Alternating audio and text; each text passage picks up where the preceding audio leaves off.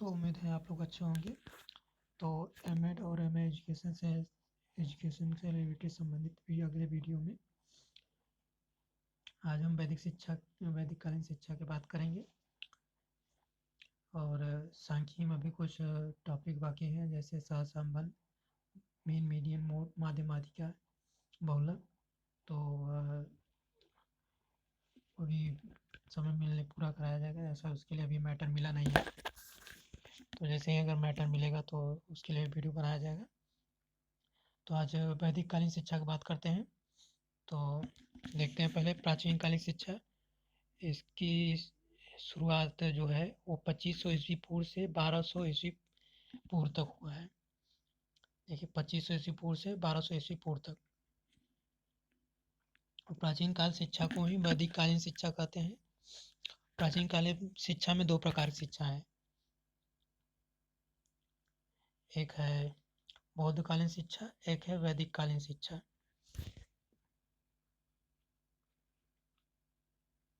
तो वैदिक कालीन शिक्षा के बारे में पहले पढ़ेंगे। तो वैदिक कालीन शिक्षा में ही को दो भागों में विभक्त किया गया है। एक ऋग्वेदीन कालीन शिक्षा, दूसरा उत्तर वैदिक कालीन शिक्षा। तो यहाँ से वैसे क्वेश्चन जो बनने का आता है तो वैदिक कालीन शिक्षा ही पूछा जाता है। तो वैदिक कालीन शिक्षा का सन पूछा जाता है 2500 से 500 तक। उसके बाद ऋग्वैदिक कालीन, उत्तर वैदिक कालीन, वैदिक कालीन, सबका एक ही नाम है। उसमें एक ही नाम से आता है पेपर में। तो जहाँ भी अगर पूछे उत्तर वैदिक कालीन शिक्षा पूछ ले तो भ्रमित मत हो जाइए। वैदिक कालीन की ये वैदिक कालीन शिक्षा है। ऋग्वैदिक कालीन शिक्षा पूछे भ्रमित में है तो ऋग्वैदिक कालीन ही होगा। ठीक। तो यहाँ पे वैदिक कालीन शिक्षा के दो प्रकार से है। एक ऋग्वैदिक कालीन है, दूसरा उत्तर वैदिक कालीन। इनका जो सन है वो 25, ऋग्वेद 25 से हो से 1000 तक, 1000 से 500 तक। यहाँ पे देखिए 25 से चालू हुआ 500 खत्म, 25 से चालू 500 तक खत्म। तो अब आगे आते हैं वैदिक कालीन शिक्षा। वैदिक कालीन शिक्षा, शिक्षा का शब्द, शिक्षा शब्द का प्रयोग विद्या, ज्ञान, बोध तथा विनय आदि अर्थों में हुआ। इस काल को ब्राह्मण काल, उपनिषद काल, सूत्र काल, स्मृति काल कहते हैं। तो ब्राह्मण काल, एग्जाम में यह भी आता है ब्राह्मण काल। वैदिक काल को ही ब्राह्मण काल नाम कहते हैं। ये उपनिषद काल, सूत्र काल, स्मृति काल ये सब तो नहीं पूछा गया है, केवल ब्राह्मण काल याद रखिए। तो इसमें शिक्षा किस प्रकार थी? एक होती है प्रारंभिक शिक्षा थी, प्रारंभिक शिक्षा थी। ठीक। उसके बाद उच्च शिक्षा थी, और घर में ही शिक्षा दी जाती थी। 5 साल होने पर विद्या आरंभ संस्कार, बच्चा 5 साल का हो जाता था तो विद्या आरंभ संस्कार किया जाता था, विद्या आरंभ संस्कार। उच्च शिक्षा गुरुकुल में ही होती थी। उच्च शिक्षा के लिए गुरुकुल में उपनयन संस्कार। तो यहाँ से ये विद्यारंभ वाला पूछा जाता है। विद्यारंभ संस्कार किस काल में हुआ था? वैदिक काल में, या ब्राह्मण काल में, या ऋग्वैदिक काल में। और उसके बाद उच्च शिक्षा गुरुकुल में, ये तो नहीं पूछा था। फिर उसके उपनयन संस्कार, ये महत्वपूर्ण है।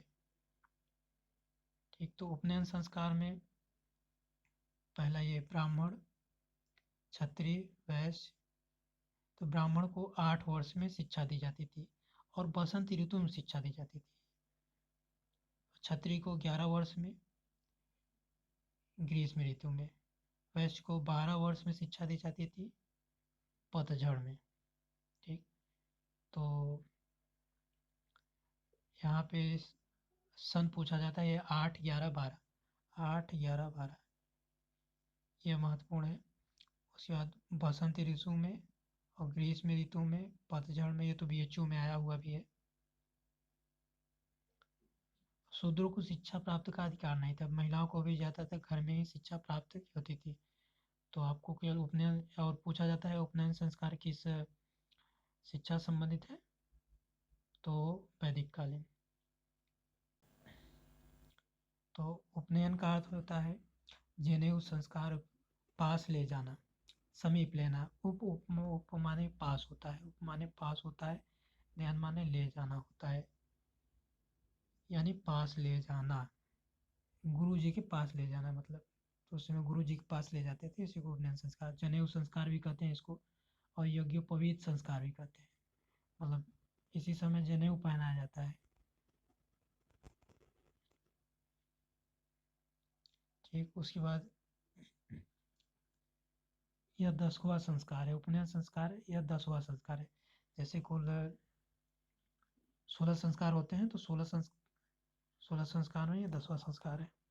बालक का मुंडन होता है, वह घरेलू वस्त्र उतार कर ब्राह्मण वस्त्र और मेखना धारण करता है, उसे पवित्र धागा यज्ञ पवित्र जनेऊ भी पहनाया जाता है, उसी समय उसको जनेऊ पहनाया जाता है। द्विज कहलाता है। उच्च शिक्षा प्रारंभ,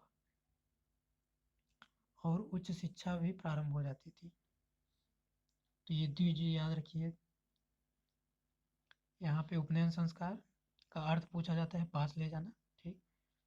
और द्विज द्विज पूछा जाता है, उसका उद्देश्य क्या है, वैदिक कालीन शिक्षा का उद्देश्य क्या थे। चरित्र निर्माण, व्यक्तित्व विकास, आध्यात्मिक उन्नति, नागरिक एवं सामाजिक कर्तव्यों का पालन, जीविकोपार्जन, भौतिक समृद्धि, राष्ट्रीय संस्कृति का संरक्षण तथा प्रसार। ये सब वाक्य में पूछ लेता है उद्देश्य। उसके बाद पाठचर्या की बात करते हैं। एक परा है, एक अपरा है। ये परा अपरा आया हुआ है। तो वैदिक साहित्य, वेद वेदांत उपनिषद, धर्मशास्त्र, नीतिशास्त्र अध्ययन एवं ईश्वर, व्यक्ति आदि का प्रशिक्षण सम्मिलित था। इसे उच्च ज्ञान भी कहते हैं। तो परा ज्ञान को उच्च ज्ञान कहते हैं, ठीक। परा ज्ञान ही आध्यात्मिक ज्ञान है और उच्च ज्ञान भी है यही। तो डायरेक्ट पूछा जाता है, उच्च ज्ञान किसे कहते हैं, परा ज्ञान को कहते हैं। आध्यात्मिक ज्ञान किसे कहते हैं, परा ज्ञान को। परा का मतलब क्या, आध्यात्मिक ज्ञान। परा का मतलब क्या, उच्च ज्ञान। उसके बाद अब बात करते हैं अपरा, भौतिक पाठ्यचर्या, यानी परा से उल्टा हो अपरा। भाषा, व्याकरण, अंगशास्त्र, कृषि, पशुपालन, संगीत, नृत्य, अर्थशास्त्र, कौशल, कताई, बुनाई, रंगाई, धातु कार्य एवं शिल्प, राजनीति शास्त्र, भूगर्भ शास्त्र, प्राणी शास्त्र, तर्कशास्त्र, आयुर्विज्ञान शास्त्र, सैनिक शास्त्र, यह निम्न ज्ञान है। यही पूछा जाता है, निम्न ज्ञान किसे कहते हैं, अपरा। अपरा निम्न ज्ञान है। उच्च ज्ञान परा। तो उच्च ज्ञान जैसे उच्च परा में ही देखते हैं वेद वेदांत उपनिषद। उस समय वेद वेदांत पढ़ने वाले को ही ज़्यादा अच्छा माना जाता था ना। तो ये माना जाता था कि वो लोग बहुत अच्छे पढ़ रहे हैं ऐसे, इसे इसीलिए उसे उच्च ज्ञान कहा दिया गया। मतलब वेद वेदांत जिसका ज्ञान होता था उसी को उच्च ज्ञानी है, उसे उच्च ज्ञान प्राप्त है। और इसके बाद जो ज्ञान प्राप्त करते हैं, भाषा व्याकरण, सिलाई, कताई, ये सब निम्न ज्ञान में आ गया। तो यहाँ से यही मेन पूछता है, परा का मतलब उच्च ज्ञान, अपरा का मतलब निम्न ज्ञान। अब आते हैं शिक्षण विधियों की बात करते हैं। अनुकरण एवं कंठस्थ विधि। अनुकरण एवं कंठस्थ विधि, व्याकरण। तो उस समय अनुकरण मतलब अनुकरण करते थे, देखते थे, फॉलो करते थे। कंठस्थ विधि रट लेते थे। व्याख्या, दृष्टांत, कहानी। व्याख्या ऐसे सुना देते, दृष्टांत कोई उदाहरण देते थे, कहानी सुना देते थे, जैसे प्रश्नोत्तर करते थे, वाद विवाद करते आपस में। शास्त्रार्थ, शास्त्रार्थ तो आप लोग जानते ही होंगे। शास्त्रार्थ शास्त्रों की का ही डिस्कशन करते थे, एक दूसरे से प्रतिस्पर्धा करते थे, किसको कितना शास्त्र का ज्ञान है। उसके बाद कथन, प्रदर्शन, अभ्यास, श्रवण, मनन, निधिध्यासन, यह जरूरी है। ये 5वां नंबर याद रख लीजिए, श्रवण मनन निधिध्यासन। बाकी याद ना हो ये तो ये जरूर याद होना चाहिए। श्रवण मनन निधिध्यासन ये आया हुआ है। श्रवण मनन निधिध्यासन किस विधि का शिक्षण विधि है? वैदिक विधि। वैदिक विधि की मुख्य शिक्षण विधि एक बताइए। श्रवण मनन निधिध्यासन। उसके बाद तर्क विधि। तो इसमें से 5वां नंबर वाला आपको याद होना चाहिए, बाकी याद हो चाहे ना याद हो। परीक्षाएं, उपाधियाँ। परीक्षाएं तो मौखिक होती थी। उसके बाद 12 वर्ष सामान्य पाठ्यक्रम या किसी वेद का अध्ययन पूरा करता था उसे स्नातक कहते थे। स्नातक। 24 वर्षीय पाठ्यक्रम 2 वेदों का अध्ययन पूरा कर लेता था उसे वसु। वसु। 2 वेद का अध्ययन कर लिया वसु। 36 वर्षीय पाठ्यक्रम या 3 वेद का अध्ययन कर लिया तो रुद्र। 4 वेदों का अध्ययन कर लिया तो आदित्य। तो यहाँ से तो कोई क्वेश्चन ज़्यादा पूछा नहीं जाता। उसके बाद गुरुकुल के प्रकार। भाषा, साहित्य, टोल, घटिया, चरण, चतुष्पाद, विशेष, गुरुकुल। हाँ, तो गुरुकुल के प्रकार में नहीं पता।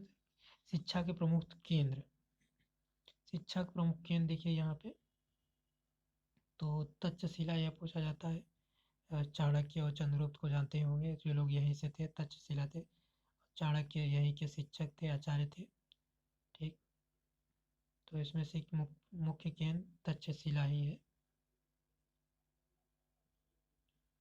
मुख्य केंद्र यह है, तक्षशिला ही है मुख्य केंद्र। उसके बाद आज बात करते हैं समावर्तन संस्कार। वापस लौटना। यह 12वां संस्कार है। और पिछले वाला उपनयन 10वां संस्कार था, यह 12वां संस्कार है। 10 2 12 वापस लौट जाते हैं। दीक्षांत समारोह, जैसे आजकल जो दीक्षांत समारोह होता है हम लोग की, हम लोग कोर्स पूरा हो जाता है तो लास्ट में दीक्षांत समारोह होता है, उसी प्रकार का है। दीक्षा पूर्ण होने के बाद होता है यह। ठीक। या तो यह वैदिक कालीन थी। उसके बाद अब अगला बात करेंगे मध्यकालीन। मध्यकालीन जो सन होता है 1200 से 1700 ईस्वी तक। उसके बाद मध्यकालीन के बाद आता है आधुनिक कालीन। आधुनिक कालीन 1700 ईस्वी से अब तक जो चल रहा है। आधुनिक काल में भी दो प्रकार के, एक ब्रिटिश कालीन और स्वतंत्रता के बाद। ब्रिटिश कालीन यानी 1700 से 1947 तक। तो यहाँ पे सन उन तो नहीं पूछा जाता, इतना ये सब नहीं पूछा जाता। आपको ये समावर्तन वाला याद रखना है। और वैदिक काल में शिक्षा का माध्यम जो था संस्कृत था। समाज को 4 वर्गों में बांटा गया था। गायत्री मंत्र का उल्लेख ऋग्वेद में मिलता है। तो ग से गायत्री, ग से ऋग याद करने। ग से गायत्री, ग से ऋग्वेद। ऋग्वेद ग आ रहा है ऋग्वेद। ये तो कंपटीशन में ही पूछा जाता है, गायत्री मंत्र का उल्लेख किस में है? ऋग्वेद में। उपनिषद कुल टोटल 108 है। ठीक। और ऋग्वेद में मंत्र का उल्लेख है। जादू, टोना, भूत प्रेत ये अथर्ववेद में आता है।